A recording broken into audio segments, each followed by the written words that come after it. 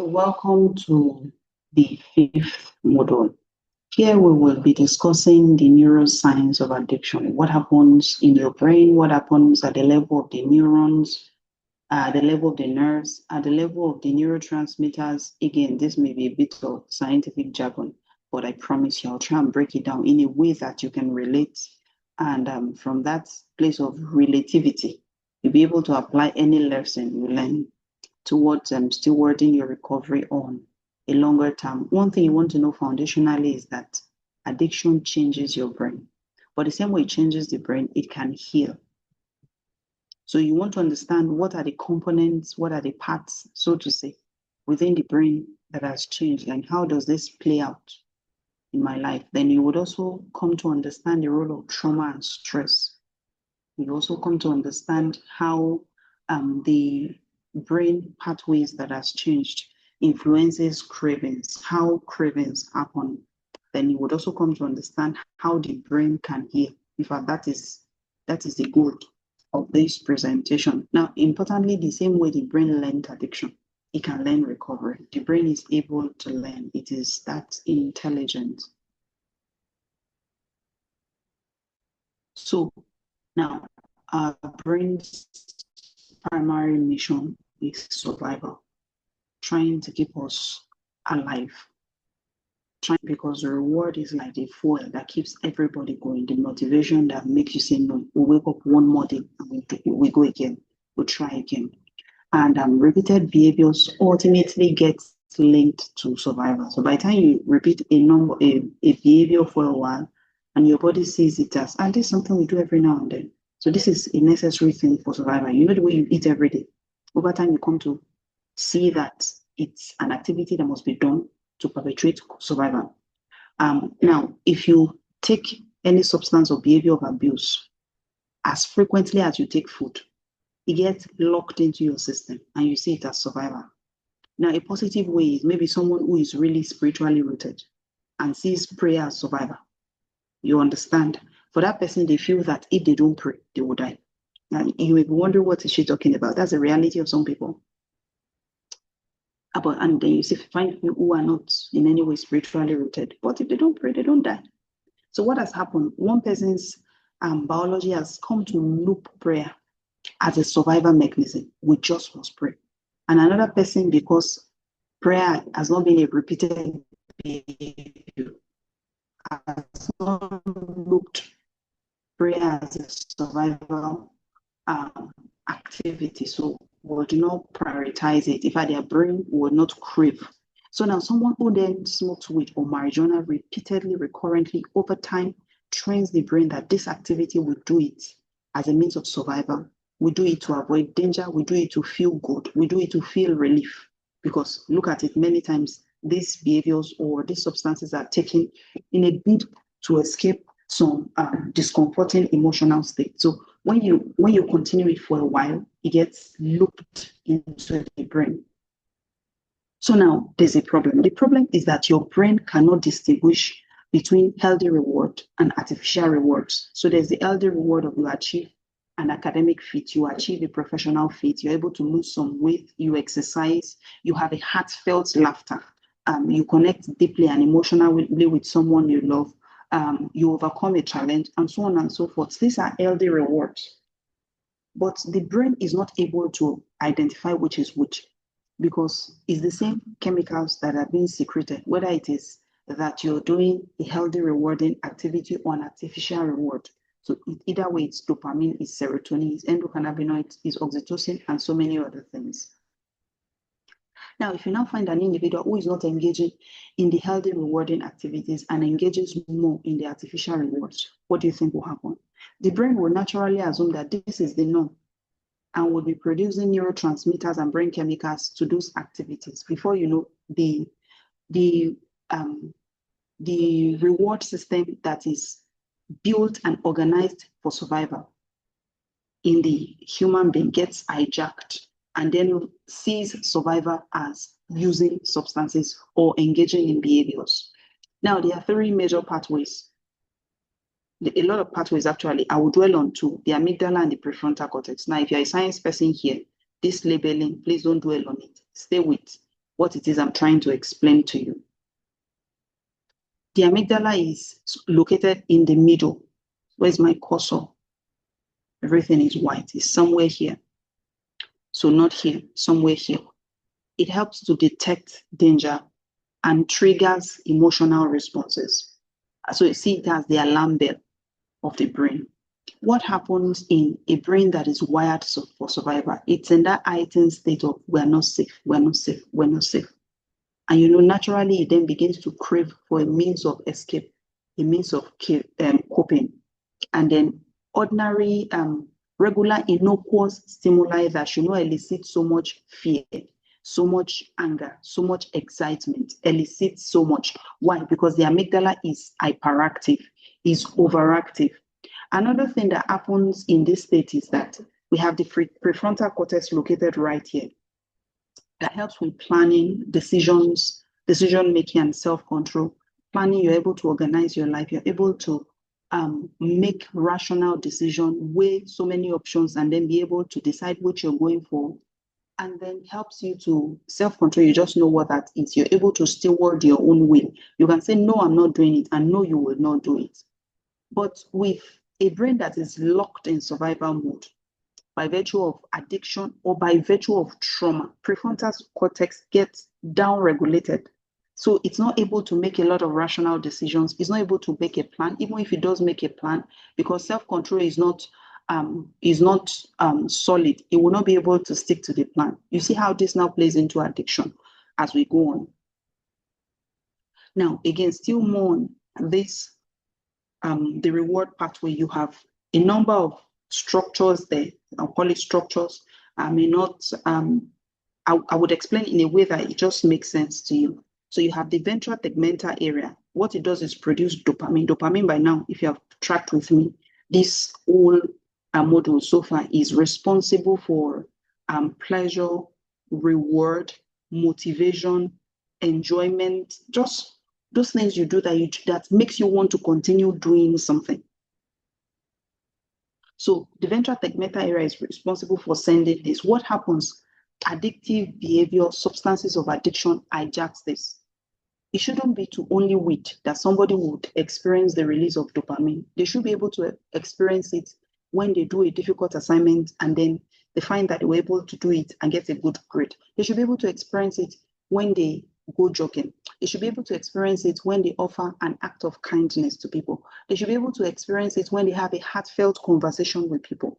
But substance and behavior of addiction hijacks this pathway so much so that you lose pleasure to ordinary activities ordinary natural activities that should validly normally produce dopamine, produce pleasure. Then the nucleus accumbens would create motivation, anticipation, and the desire to pursue rewarding activity. So it's the one creating the want, the craving, the desire, the longing for in substance addiction and behavioral addiction. Now, the motivation, anticipation, desire to pursue rewards should again be to naturally rewarding activities. But this is down-regulated for naturally rewarding activities and is only responsive to substance and behaviors of addiction. At this point, people will tell you nothing motivates them except they take a smoke, or except they have sex, except they watch porn. That's the only thing that gives them joy. Then prefrontal cortex, I already explained what that one is. It's responsible for executive, we call it responsible for the executive functions in the brain. That's like the higher function. You're able to make judgments, rational judgments, make plans, make decisions. You're able to control your impulses. You're able to consider consequences before you act. So you think before you act. You don't act, then you think later. Then amygdala have explained what that is. Importantly is that it stores emotional memories. Emotional memories, the way I would explain it, those kind of look that our mothers used to give us that without us saying much, without even understanding anything, that look incited a lot of fear in you. You got to that point because emotional memory was stored. You were able to know that once mommy gives this look, and again, you're not even consciously thinking about it. It's at a basal level. Once I get this look, the look means scamper. The look means disappear. Now you're a 25-year-old and somebody gives you that look and all of a sudden your heart is palpitating. But many times you will not even be able to rationally connect. Prefrontal cortex is what you have to use to connect this. Remember, prefrontal cortex is shrunken, the function is down regulated. In addictive behaviors, you have amygdala hyperfunctioning. So you will not connect the look you got as a 25-year-old man with the same look your mother used to give you then, because the look you had as a 7-year-old meant that the beating was coming. And then a colleague gives you that look and your heart is racing. Why? It's giving you the emotional memories of the fear and the punishment that was associated with that look. Meanwhile, this look you are getting as a 25-year-old does not mean that danger is on the way. Do you see what is happening? Your nervous system is locked in survival. So even body memories that are not related with what is happening in the current period will elicit a lot of emotional sensation that many times you just want to escape, or you want to give a counterfight, or you want to people please because you cannot afford to be disliked. I could go on and on like that. Why? Because your nervous system is locked in survival. Because somewhere along the line when you were young and you were growing up, you had some adverse experiences that convinced you at the subconscious level that you're not safe. And then your nervous system is grown now, but still needs to escape, still needs to be on the run, still needs to fight to be able to live with the realities of everyday life, because it makes a mountain out of every molehill. There's that assignment you're not able to finish, and then your mind already makes a mountain out of that molehill and tells you this means you're going to be a failure. And then if you're going to be a failure, you have two options: just accept it, or just begin to want to run and escape it. You cannot literally run from your life. So you escape in your mind by taking a smoke, or by watching porn, or by binge watching social media channels. Why? You are still trying to escape. Then hippocampus will store memories of people, places, events, and experiences. They're usually important cues and triggers for cravings and, unfortunately, for relapse. Now, the problem with the addiction in this pathway is that it then stores cues very well for what would service the addiction.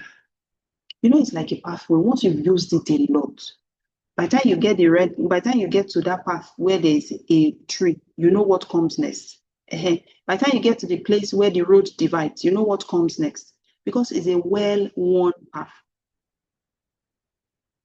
So now, it's also important to understand some neurotransmitters and how this would play out in addiction. The brain chemicals would all influence our mood. So are you happy? Are you sad? Are you peaceful? Are you calm? Are you scared? And so many other things. Would also influence our motivation. Motivation either to perpetuate the addictive behavior or to perpetuate the recovery behavior and other activities that steward a holistic, robust life. Would also influence reward, influence how we manage stress, and influence the sense of connection we have to other people, to ourselves, to other people, and to God. So dopamine is responsible for motivation. You already know that gets you going. You're passionate about doing life. The problem is this: if your dopamine is only being released to smoking loud, to smoking shisha, do you see what the problem is? You will not have motivation to go into class. You will not have motivation for going to work. You will not have motivation for achieving a positive fit or overcoming a challenge. So people will then tell you it is when they smoke that they have a drive to compose music. Do you see what's happening? The smoke is what is giving them motivation, because you then ask, if you did not smoke, would you not get a drive? You lost the drive along the line because you have built a pathway that is sustaining that behavior, or that has convinced your brain and your neurons that this is the only way we get motivation. Dopamine is also responsible for reward, for pleasure, which is why people that use substances will tell you it's pleasurable. If it's not pleasurable, nobody will do it. And then it's responsible for learning. Your brain now learns that this is what we do that makes us feel good, and it will reinforce behavior. Then serotonin would regulate mood, sleep, appetite, and emotional stability. GABA is a calming hormone, calming neurotransmitter, helps you feel less anxious, reduces overactivity or hyperactivity, so helps you calm down. This is not being released by substances of abuse, but substances of abuse would mess up how your GABA works. Many times it downregulates it. If it ever gets released, maybe it is after use, and that is dependent on what you use. Because all substances do not act on the same brain pathway, they do not influence the same neurochemicals, but all of them will alter the natural functionality of your brain chemicals. Then endorphins are like natural painkillers and mood boosters. They are naturally released when you exercise, when you laugh, when you engage in healthy pleasures, mountain climbing, skipping, swimming, coloring, drawing, artwork, crocheting, just healthy, pleasurable activities. Oxytocin is a bonding hormone, builds trust and connection. Cortisol is primarily a stress hormone. So you have a challenge, you have cortisol being released, helps you to wade the stormy waters. But stress should come, you overcome, you recover. Another one comes, you overcome, you recover. It shouldn't be long-term. Long-term stress can lead to increased cravings and relapse risk. Now, if you look at the average addict or somebody who struggles, I'm sorry to use that word, but you understand what I'm saying. It's oftentimes chaotic, unpredictable. They are precipitants for chronic stress. Little wonder, there's usually cravings. Then on a baseline, because of the traumatic experience you've had, your cortisol or your stress hormone levels are usually higher than most other people. So now add that to the re-traumatization, if I can call it, of an addictive lifestyle, disconnection from people, hanging out with the wrong crowd, and of course, all the sequelae of what may follow from such association. So you find that there was basal trauma, and then there's re-traumatization by association. You have your cortisol levels up the roof. Stress that you have not even built healthy coping mechanisms to manage. What do you think will happen? With the cravings, naturally you'll be like, okay, let me just cope. And when we say cope, what are we going to? We are going to the substance or the behavior of abuse. Now, why do cravings feel so powerful? Cravings are learned. They are learned. Your brain would remember what brought relief in the past. So it's wired into your neurons. That's a word I can use. So it's more that I'm not going to do it again. No, there's a pathway in the brain that will keep calling for attention until you intentionally build another pathway that's towards recovery, such that, if you stop using a pathway, over time it becomes weedy, it becomes, because it's not being traveled, it's not being used again, the footpath disappears. But for as long as it is still being used, it calls your attention because that is what you have always known. So it's built into your nervous system. Then, because it's also predictable, cravings will follow patterns that is based on triggers and stress. There's a trigger, you remember what you used the last time, your brain reminds you of what you used the last time. The craving begins to come, you begin to have visual images, you begin to make plans, you use, you feel better. Then the crappy feeling comes, and then the cycle continues again. So the brain is also wired to repeat things that are predictable. Then now, cravings is important to know that they are temporary, regardless of how bad it looks, how tight it looks. Cravings will rise, will peak, and then will fall. Why this is important, which we'll still come to discuss at length in Module 12, is that once you know that regardless of how this craving looks, feels, that it will eventually fall. It's like surfing, surfing now. You go, it goes up, it comes down. You can then tell yourself, okay, I pause, I breathe. And I remind myself this feeling will pass. That may mean that I'm calling someone. That may mean that I'm journaling. That may mean that I'm meditating. That may mean that I'm praying. That may mean that I'm going for a walk. That may mean that I'm drinking a liter of water. But just anything I can do to make that craving pass in that period.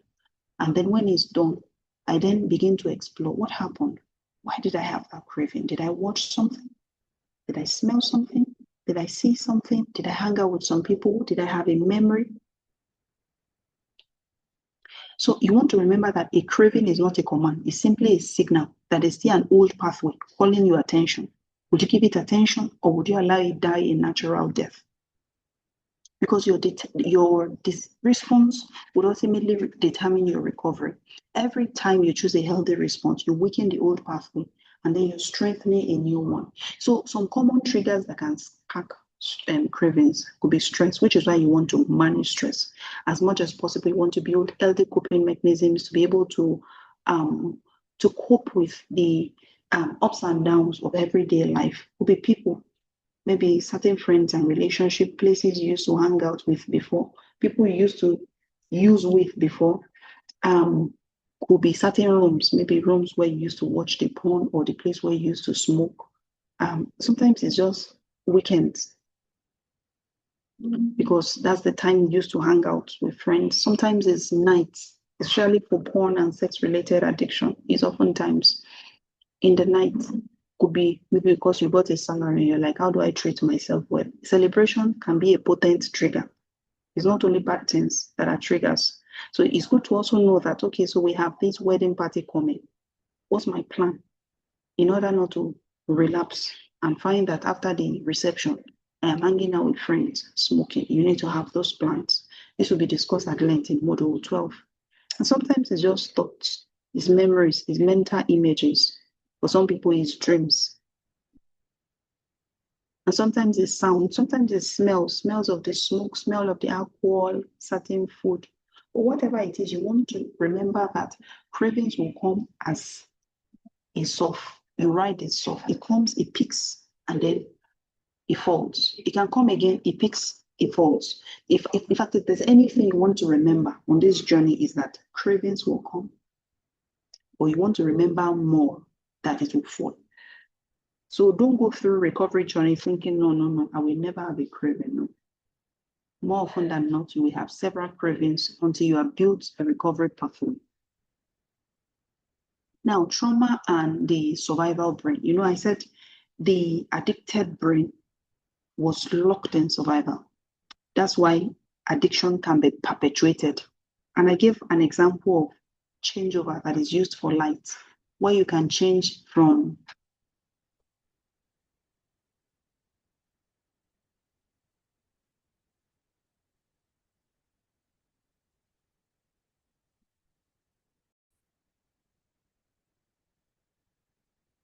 so the addicted brain is locked in survival.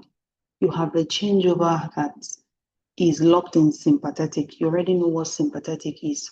As a picture, a lion is chasing you. I used that example in the earlier models. You have two options. You face the lion, that's fighting, or you run, you're taking a flight, or you freeze, you hold your breath. That is a possibility. Or you fawn, you fake like you are dead. Now, either, if someone fakes like they're dead, the lion is not interested and it goes away. These are survival responses locked in our nervous system. Now, for those who had childhood experience or traumatic experiences that was out of what it is they could tolerate, would many times leave their nervous system locked in survival. So picture the 4-year-old that was repeatedly beaten. The child could not run, or maybe the child could also not take a flight. Could the child be frozen? So be locked, because every time the child is going to be beaten, the child gets into the corner and is locked in that state. Because the child will still be beaten, but at least the mind escapes while the body is there. If this is repeated over time, and the child is not helped out of that pathway, many times the nervous system gets locked in survival mode. And then you have manifestations, bodily manifestations that continues into adulthood, except there's something that happens along the way to intercept. Usually it's a period of time, not a singular event. And this could also even happen in adults, but by the time an adult experiences a trauma that locks their nervous system in survival, likely they were not coping well psychologically, have been issues. So at the least in childhood, the nervous system may have been locked, because we expect that as adults, if you had a robust, well-regulated nervous system, it's like you say the brain is grown. It's not grown anyway, but that's the simplest way I can explain it. Most adverse experiences you would go through in adult life, you should be able to overcome it and then move on. But the truth is, most people have undiagnosed, unidentified childhood traumatic experiences. So they are limping through life with unhealed psychological wound, and then another issue happens on top of it. So what they can remember is what happened in adulthood. But then there's the childhood story that is still crying out for help. But back to the survival responses. The fight response, your body prepares to confront the danger. So what are the signs that these people usually demonstrate? Hungry, who are very, very angry. They may have issues with rage. They have anger outbursts. If you look at yourself and you find that, funny enough, I'm a very angry person. I can get angry very often. Would it be like that your nervous system is locked in fight response? Would it be that you had so much that you wanted to say, you wanted to complain about in childhood, but nobody gave you a chance? Or was it that you are the child who was given the opportunity to fight and bully others, and nobody sat you through and told you there could be a better way? Just something that is worth exploring. Then such people may also be very irritable. They could be aggressive. Many times may have chronic pains from chronic muscle tensions. And then they may have increased heart rate. Now what happens? Because nobody wants to remain in this state perpetually. So they may then use addiction later to calm their nervous system, to calm this intense activation. You know, they don't even link the two, that this is what is happening, that's why I'm doing this. It's nighttime and you find that you're agitated and you just want to relax. And then you go watch porn. You see what's happening. Because it releases a number of neurotransmitters and makes you feel calm. But what you're looking for is calmness, not porn. You're tracking with me, right? Yes. So now, flight response, the body prepares to run from the danger. So signs in such individuals could be chronic internal restlessness. They may have panic.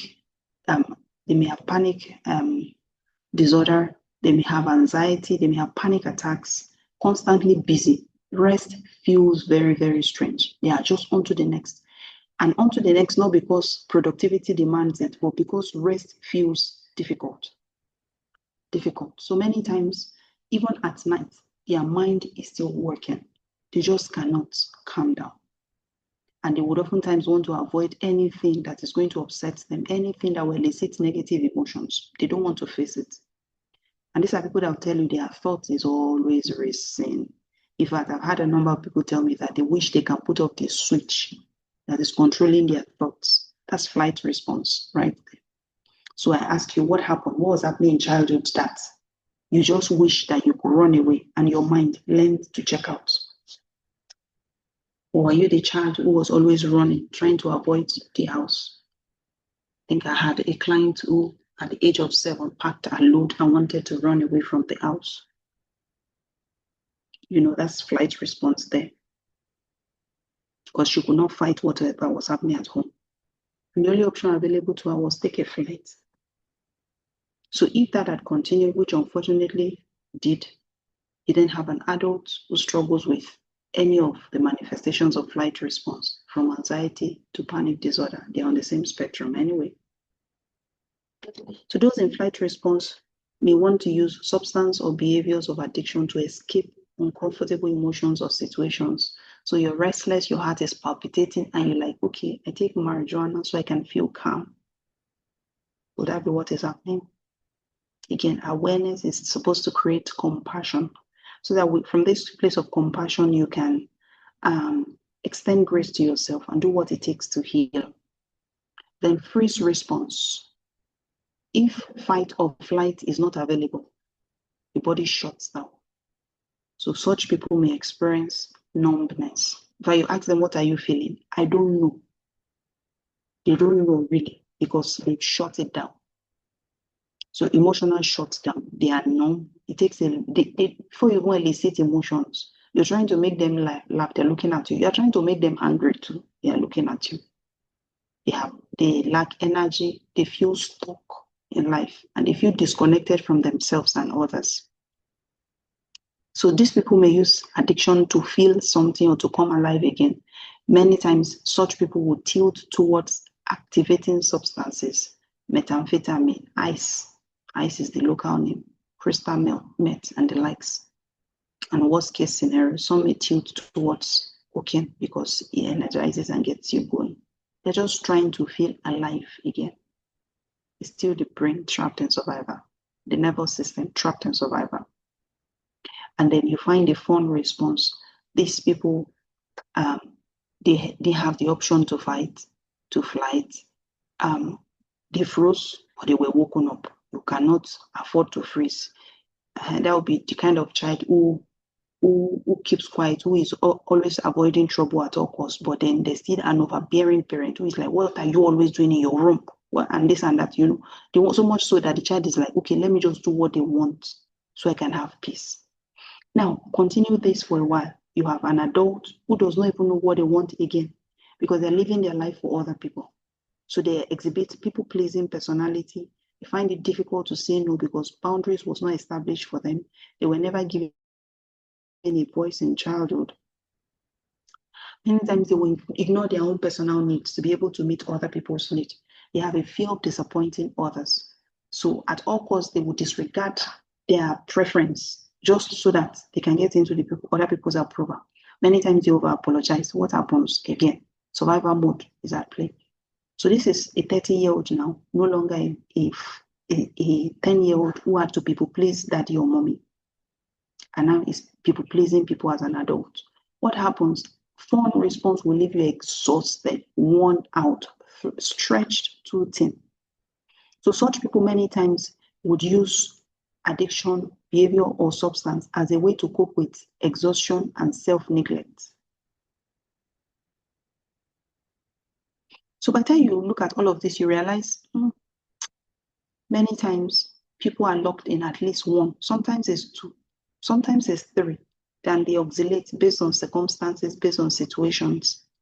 For either one, it is still a nervous system trapped in survival mode.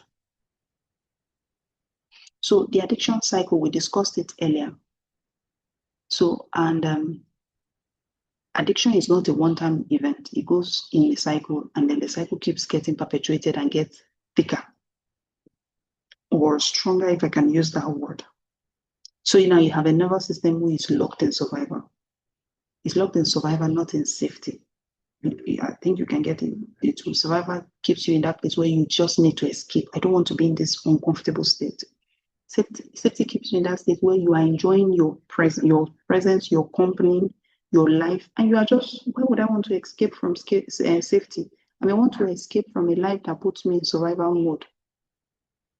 Such that at that backdrop of impaired psychological landscape, you then have life throwing you curveballs, triggering you and activating survival mode again and again, or building upon survival mode you're already in.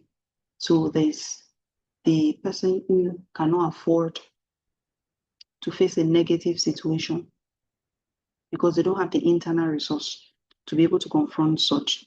Then they experience a major loss. That's a trigger right there. Now, somebody who had what it takes to face will process the grief and then be good. But somebody who doesn't have what it takes because they're locked in survival. Survival doesn't leave you with resource to cope.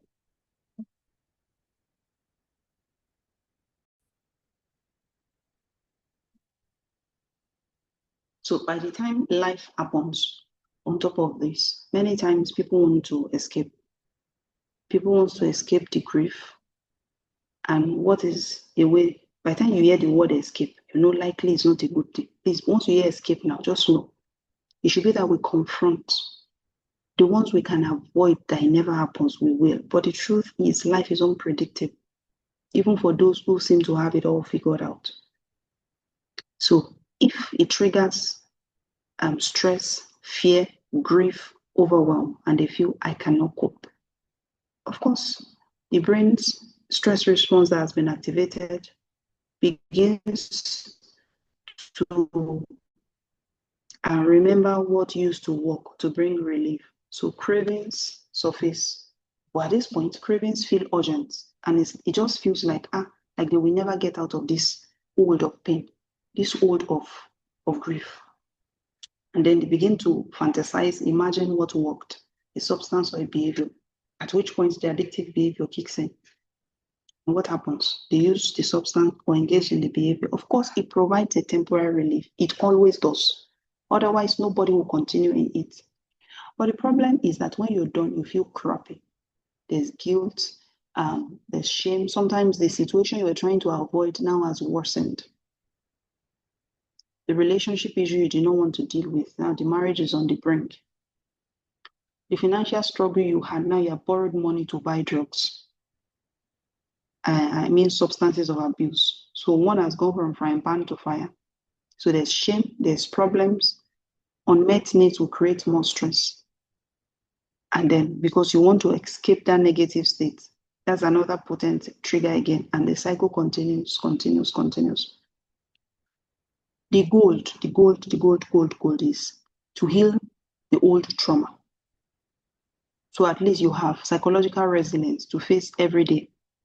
And when you're healing old trauma by therapy, reading your way out of it, watching recovery videos, journaling, meditation, all of those good things, you're also now planning to intercept this cycle.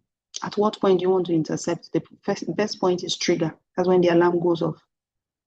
But even if you can intercept it, and then you get to the craving stage, you can still intercept, but the best bet is trigger stage. So that while I'm trying to build my internal psychological resilience, and then cravings come tomorrow,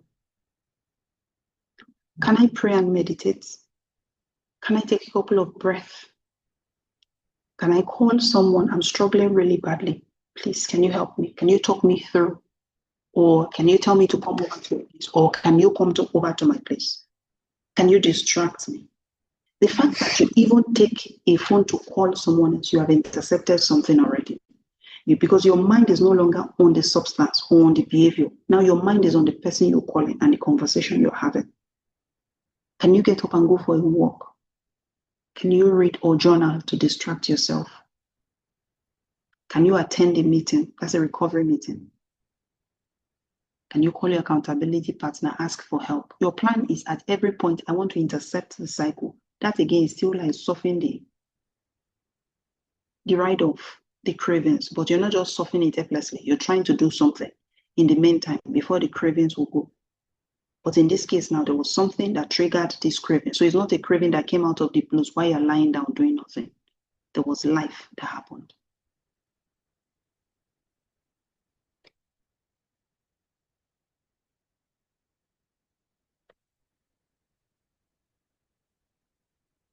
So now my favorite concept, which I keep thanking God for as a therapist, as a doctor, as someone who sits with people and helps them figure out the intricacies of their life, is the concept of neuroplasticity. In my own opinion, is the greatest blessing in the mental health field.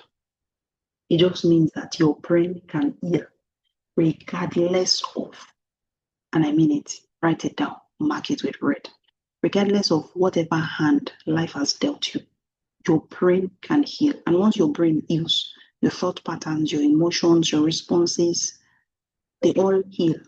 Your life heals, your trajectory changes.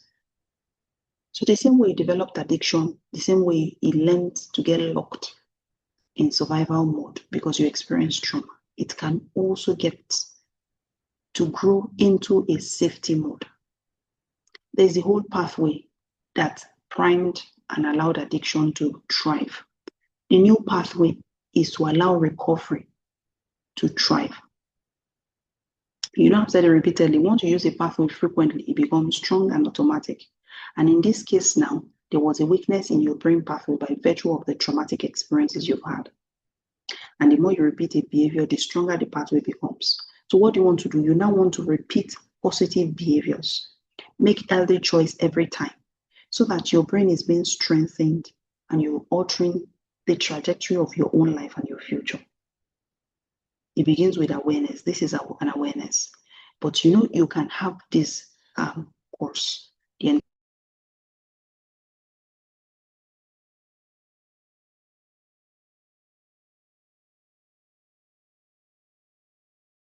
12 modules.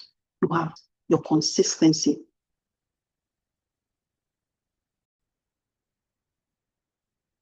So what you do with the awareness is what determines how well you'll be able to steward your recovery journey. You know, you can be given a house and be given a bunch of keys. The key can remain in your pocket. You'll be trapped in the sitting room, looking for where to pee, looking for where to sleep.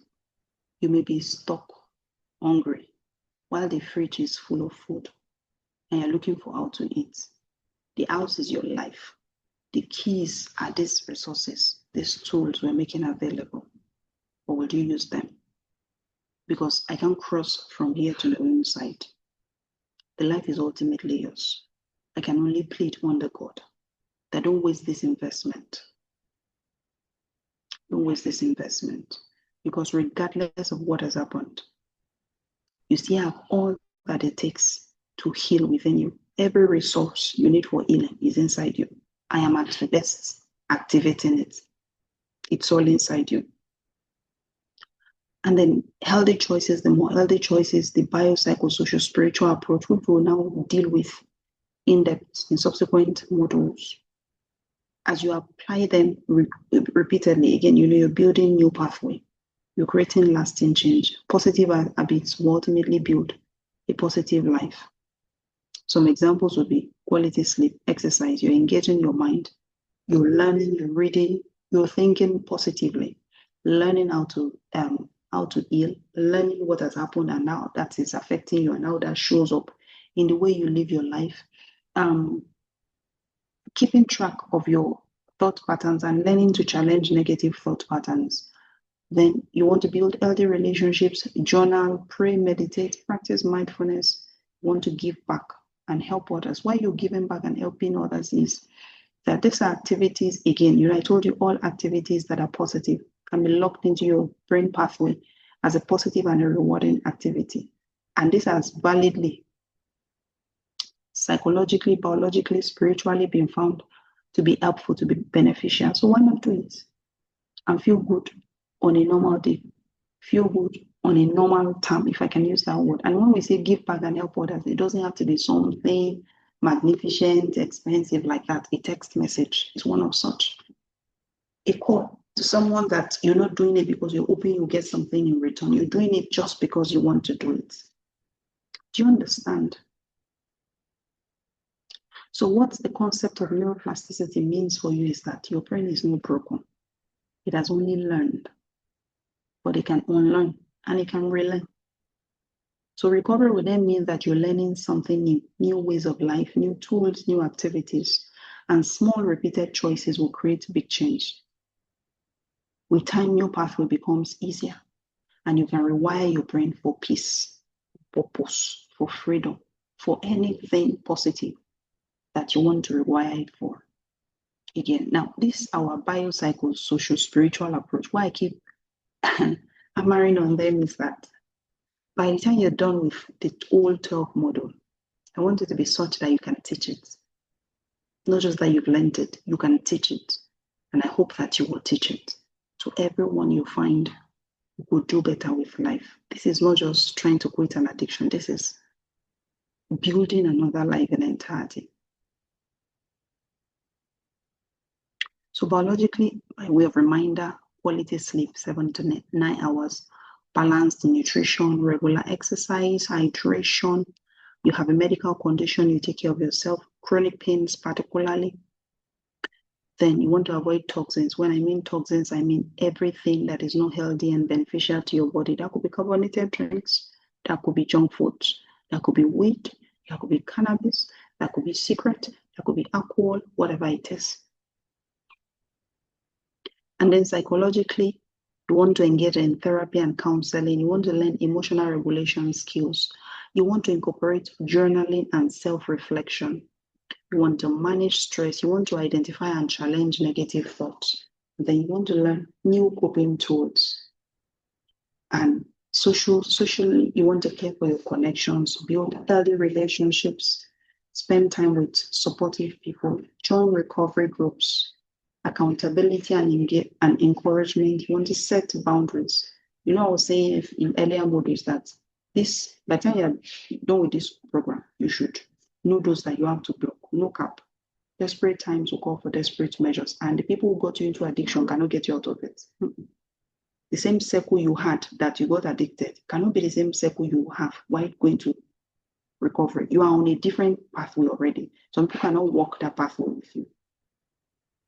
You want to ask for help and accept support. And spiritually, you're caring for your soul through prayer and meditation, through connection with God, and you're finding activities that give you meaning and a sense of purpose. You want to practice gratitude. You want to read inspiring scriptures and stories. Yes, stories of those who have survived trauma, survived addictions. You want to serve others. And you know, as we say again and again, recovery is not just about stopping an addiction. It's that you are building a new, healthy, and meaningful life. If you're just stopping an addiction, that's abstinence. Abstinence does not mean that when stress happens, you will not relapse again. Recovery is that you have built a life so much so that the chances of relapse is really slim.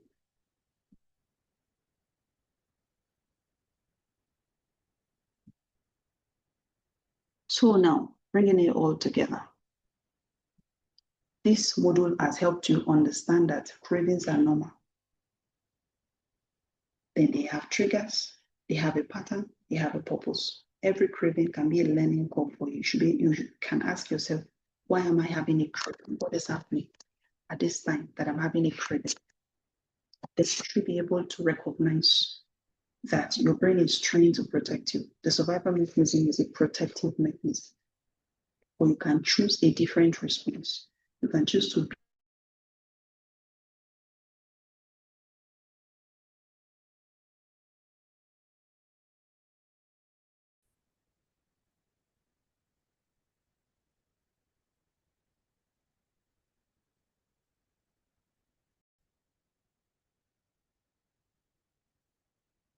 then you want to rewire your brain. Recovery is possible because your brain can heal itself. And we rewire our brain by our thought patterns, by how we steward our emotions, by our activities, by our lifestyle. The same way the brain will be responsible for lifestyle, emotions, thought patterns, activity. You can also change this and then rewire the brain.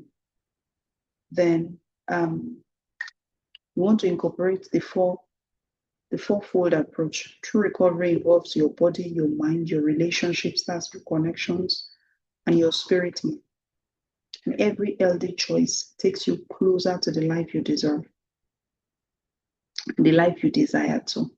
Because some people may deserve it and not desire it. I hope that as you've been with me this whole past 5 modules, that you're desiring a recovery life. So again, what is it we are doing? If you have not already done that, set an intention. What day are you quitting if you have not yet? And with that intention, if it means you're going to pause and breathe today and every day when life throws you a curveball, of course, with all the other wonderful things you have been sharing all the while, and then begin to identify your triggers. Is it certain calls? Is it certain people? Is it certain relationship? Is it thought patterns? Is it maybe after work? Identify your triggers. Is it some hangouts? And speak up. Reach out to someone you trust. Be a therapist. You can reach out to me if you want to schedule a session.